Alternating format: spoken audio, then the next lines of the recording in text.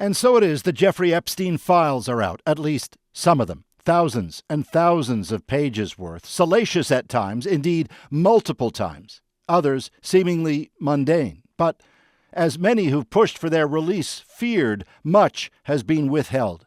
Nominally to protect the identities of Epstein's survivors or ongoing investigations, but much has also been left out for all to see, though almost all of it without context. This ad for a Florida strip club, a massage table, a brochure for a rape crisis center.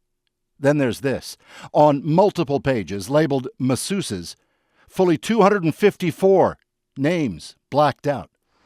All of it now from the U.S. Justice Department and their investigative files on Epstein, the wealthy, convicted sex offender and accused sex trafficker who was found dead in a New York jail cell in 2019 awaiting trial. Speculation on what might be in the files centers on the powerful people who hung out with Epstein. Former U.S. President Bill Clinton is found multiple times, here in a hot tub, here with Epstein, here with a woman whose face was redacted, here with the late singer Michael Jackson and Diana Ross. Here's Epstein with Jackson, himself an accused sex abuser. Current President Donald Trump, a one-time friend of Epstein who signed off on releasing the files under pressure, shows up as a name in Epstein's contact book, as does Trump's former wife Ivana and daughter Ivanka, and the former Prince Andrew. A key question for all those now sifting through the files is whether any of Epstein's associates did any wrongdoing.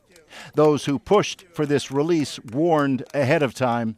If we get a large production on December 19th, and it does not contain a single name of any male who's accused of a sex crime or sex trafficking or rape or any of these things, then we know they haven't produced all the documents. I feel nervous. London, Ontario's Charlene Rochard is a one-time teen model and Epstein survivor. She stood among others last month on Capitol Hill pressing for these files. Today marks a long-awaited moment for all of us. The way that we've been treated, the way that we were called a hoax by the president. And the files are going to show that we are not a hoax. Rochard, like so many others, is now going through the files, looking for names, flight records, anything to publicly identify further abusers, Erica. And Paul, I take it the number of redactions has prompted a quick response.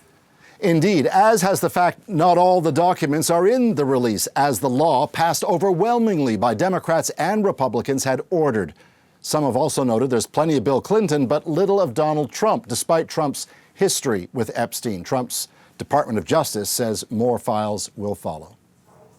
Thanks for this, Paul Hunter in Washington.